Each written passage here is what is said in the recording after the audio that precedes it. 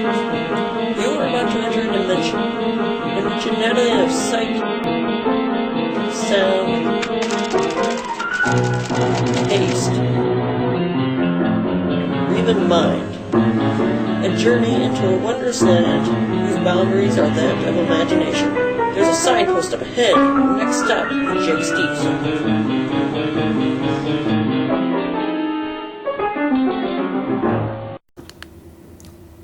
Oh. Just a second. There we go. Hi. He who is long-haired and freaky here with you, Jakey Stief. And today I'm going to review the Grecian play / tragedy Prometheus Bound by Aeschylus, translated into English verse by G.M. Cookson. This was a fairly great verse translation of the play, but as usual I prefer a good old prose translation. And because of its versy poeticness, this translation may be hard to understand. Very hard. So I strongly suggest to read this while you are awake with your fullest attention. This is not something you read before going to sleep or in a noisy room. The best conditions are in a quiet room and with a cup of coffee.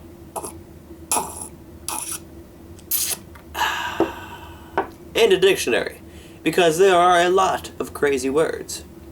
But if you can get past all of this, there is actually a decent Greek tale to be told. Before proceeding, I warn you that I may just review a few ever so minimal spoilers, but only those that are necessary for rating this play. So, what is it about?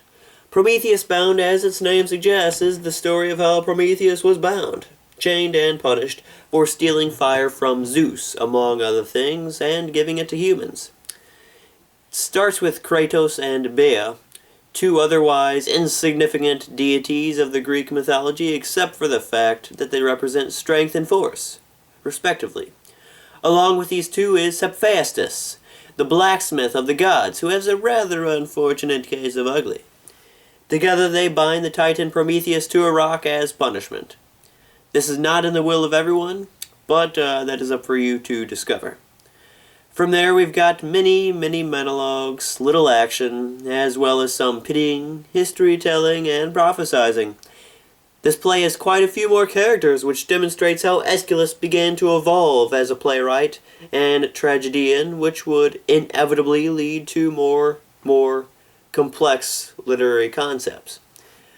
I also noticed a somewhat less earful from the ever-so-poetic chorus. More of the dialogue is left up to the characters. Even so, a lot of the conversation of the characters are held between a chorus rather than another actor. All in all, it was a most fascinating Greek tale, even for those who know the outcome. The history and future of Io are also told in this play, which was fun. Geographically horrible, but fun. This builds the story up to what would have been the two sequels of this play. You see, Prometheus Bound used to be the first part of a tetralogy, in other words, a series of 3 plays, and a satire. These supposedly foretold the release of Prometheus and the Titans and how they finally make ends with Zeus. But as the fate of history has it, they were destroyed, probably by the hands of those bastards that burned the Library of Alexandria.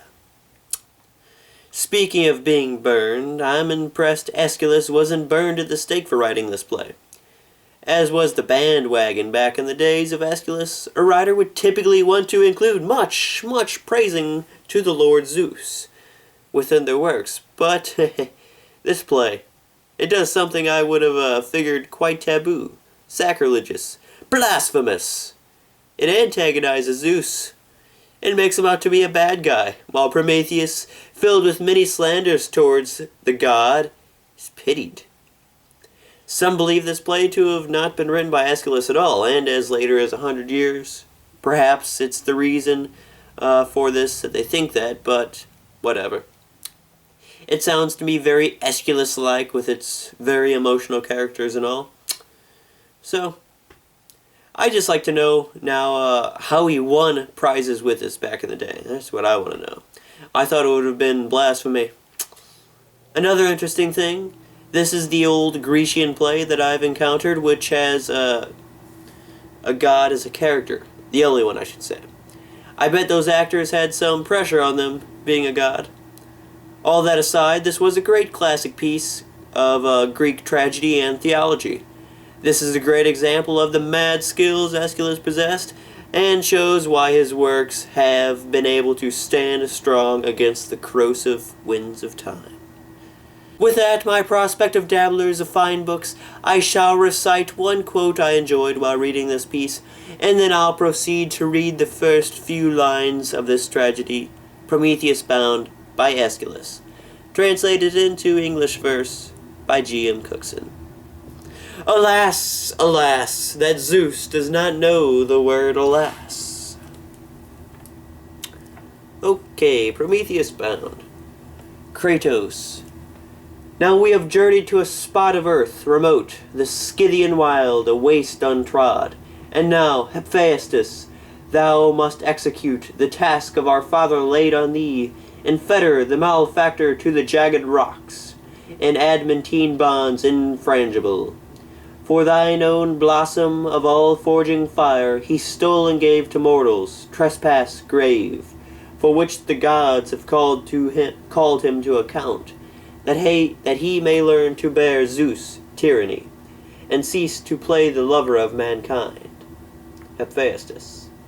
Kratos and Bia, for ye twain the hest of Zeus is done with, nothing lets you further, but forcibly to bind a brother god in chains in this deep chasm, raked by all storms.